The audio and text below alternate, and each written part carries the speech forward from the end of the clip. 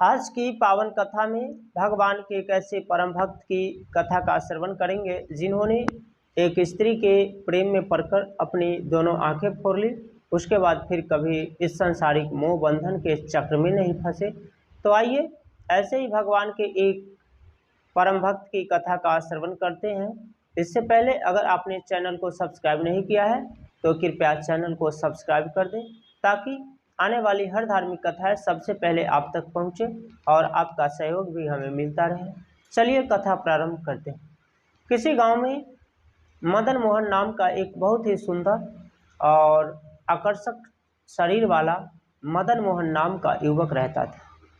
वह दिखने में बहुत ही सुंदर था और उसकी डील डॉल भी बहुत अच्छी थी।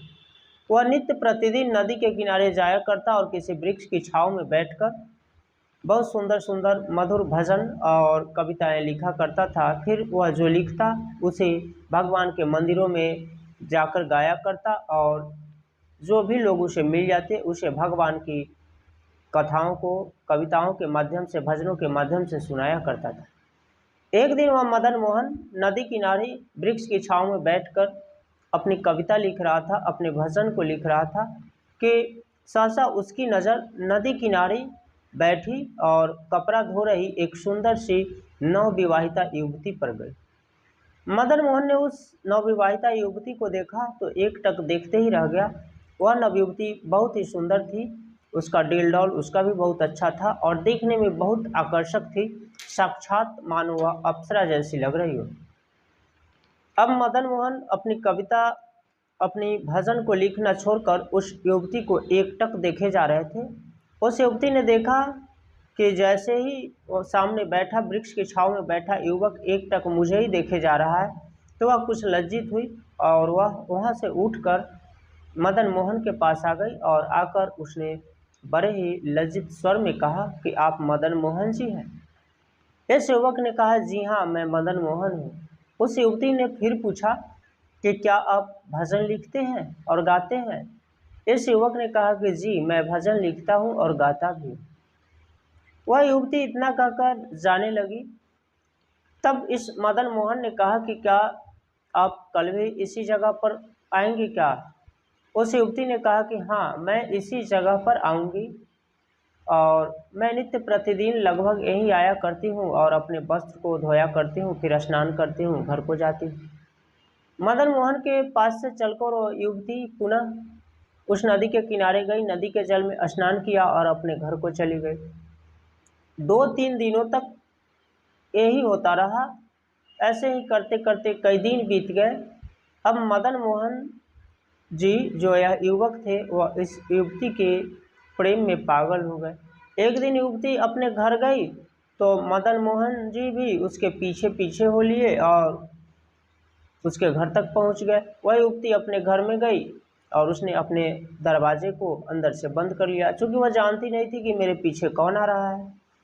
मदन मोहन जी गए और उसके दरवाजे के बाहर से दरवाजे को खटखटाया। अंदर से किसी पुरुष की आवाज़ आई कि आप कौन? मदन मोहन जी दरवाज़ा खटखटाने के बाद चुपचाप वहीं दरवाजे के बाहर ही आसन लगाकर बैठ गए, चबूतरे पर बैठ गए। अब जो है अंदर से एक पुरुष निकला, उसने पूछा कि आप कौन हैं? उसने कहा कि अभी जो स्त्री आई है क्या वो आपकी पत्नी है? उस पुरुष ने कहा कि जी, अभी जो स्त्री अंदर आई है नदी से स्नान करके वह मेरी पत्नी ही है। मदन मोहन जी ने कहा कि मैं उससे बात करना चाहता हूँ। अब उस स्त्री के प्रेम में मदन मोहन इतने पागल हो गए कि उसके पति को जाकर कहने लगे कि मैं उससे बात करना चाहता हूँ। उस पुरुष ने जाकर अपनी पत्नी से कहा कि सुनो जी, कोई आया है तुमसे बात करने के लिए, जरा जाकर मिल लो। युवती ने देखा तो उसकी आंखें फटी रह गई, वह शर्म के मारे झुक गई। उस स्त्री ने जाकर अपनी सास से कहा कि मदन मोहन नाम का एक लड़का है जो बहुत ही अच्छा भजन गाता है, लिखता है। आपने भी उस युवक का लिखा हुआ गाया हुआ भजन सुना होगा। वही आज दरवाजे के बाहर आया है और बोल रहा है कि वह मुझसे बात करेगा। जैसे ही उस स्त्री की सास ने सुनी, हर्षित होकर दौड़कर बाहर गई, क्योंकि हमारे यहाँ तो एक आतिथ्य धर्म पालन करने की परंपरा रही है।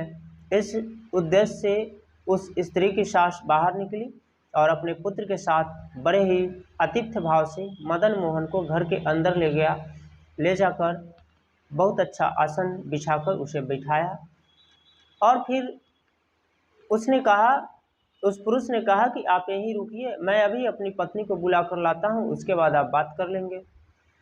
अब मदन मोहन जी वहीं बैठ गए। कुछ ही क्षणों के बाद वह पुरुष अंदर गया और अपनी पत्नी से बोला कि सुनती हो, मदन मोहन जी जो अच्छे संगीत लिखते हैं, गाते हैं, भजन गाते हैं, वे तुमसे बात करना चाहते हैं। युवती तो यानी वह स्त्री तो पहले से लज्जित थी, शर्म के मारे उसका चेहरा झुका हुआ था, फिर भी अपने पति और सास के कहने पर वह मदन मोहन जी के पास गई। मदन मोहन जी ने कुछ बोला नहीं, केवल उसे देखा और फिर उस स्त्री की सास और उस स्त्री के पति ने मदन मोहन जी का बहुत अच्छे से आतिथ्य सत्कार किया, बहुत अच्छा सा भोजन ग्रहण कराया।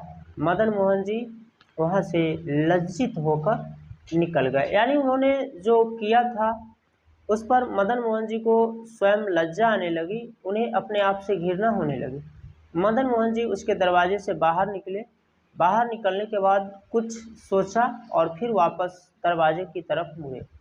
सामने अभी दरवाजे पर उसका पति खड़ा ही था उस युवती का। उन्होंने कहा कि भाई साहब, क्या एक सुई मिलेगी? उस पुरुष ने कहा कि हाँ, क्यों नहीं, कोई काम है क्या? मदन मोहन जी ने कहा कि जी मुझे काम है, अगर आप एक सुई देते तो बड़ी मेहरबानी होती। उस पुरुष ने यानी वह पुरुष अपने घर के अंदर गया, एक सुई लेकर आया और मदन मोहन जी को दे दिया। अब मदन मोहन उस सुई को लेकर आगे बढ़े। बढ़ने के बाद कुछ दूर आगे गए। आगे जाने के बाद जंगल था दोनों तरफ और उस जंगल को पार करके फिर आगे नदी थी। तो मदन मोहन जी पुनः उसी जंगल के रास्ते में गए। वहाँ जाने के बाद एक वृक्ष के नीचे बैठ गए। मन ही मन सोचा कि जिस स्त्री को मैं इतनी गलत दृष्टि से देखता हूँ, जिस स्त्री से मैं एक तरफा इतना प्यार करता हूँ, उस स्त्री के यहाँ जाने पर तो मुझे इतना बड़ा सम्मान मिला, इतना आतिथ्य सत्कार मिला जिसकी मैं कभी कल्पना नहीं कर सकता हूँ। अगर मेरी नियति अच्छी होती तो पता नहीं और कितना सम्मान मिलता। मैं तो बहुत बड़ा पापी हूँ। और इस प्रकार मदन मोहन बहुत ही पश्चाताप करने लगे और आत्मग्लानि से भर गए। और फिर उन्होंने सुई को उठाया और अपने दोनों आँखों में चुभोकर दोनों आँखों को फोड़ डाला। अब मदन मोहन अंधे हो गए। अंधे होने के बाद वे उसी अवस्था में भगवान श्री कृष्ण के पदों का गायन करते, भगवान श्री कृष्ण के कथाओं को अपने पद के माध्यम से लिखते और वही मदन मोहन सूरदास के नाम से प्रसिद्ध हो गए। तो सूरदास जी के बारे में ऐसा कहा जाता है कि वे जन्मांध थे, लेकिन उनके जन्म और जन्म की तिथि, जन्म स्थल के बारे में कोई सटीक प्रमाण नहीं है। और कुछ लोग सूरदास जी को जन्मांध मानते हैं और कुछ लोग सूरदास जी को बाद में मानते हैं कि अंधे हुए हैं, क्योंकि सूरदास जी का पहला नाम, बचपन का नाम मदन मोहन था और वे अपनी जवानी अवस्था में बहुत ही स्वस्थ और सुंदर थे। तो इस प्रकार सूरदास जी ने यानी मदन मोहन जी ने अपने दोनों आंखें फोड़ ली और फिर सूरदास बन गए और फिर भगवान श्री कृष्ण के पदों का गायन करने लगे, भगवान श्री कृष्ण की कथाओं का अपने पदों के माध्यम से रचना करने लगे और सदा सदा के लिए इस दुनिया में अमर हो गए। यानी जिन्होंने भी लौकिक प्रेम किया उनका प्रेम तो नश्वर रहा, लेकिन जिन्होंने अलौकिक प्रेम किया, भगवान से प्रेम किया, वे सदा सदा के लिए अमर हो गए। इस प्रकार सूरदास जी ने एक स्त्री के प्रेम को छोड़कर अखिल ब्रह्मांड नायक से अपने प्रेम का नाता जोड़ लिया और सदा सदा के लिए अमर हो गए। तो यह थी आज की पावन कथा सूरदास जी महाराज की। कल मिलेंगे किसी नए कथा के साथ, तब तक के लिए राधे राधे, जय श्री कृष्णा। और अगर आपको कथा अच्छी लगी हो तो एक बार पुनः आपसे अनुरोध है कि कृपया मेरे चैनल को लाइक और सब्सक्राइब कर दें ताकि आपका सहयोग हमें मिलता रहे। राधे राधे, जय श्री कृष्णा।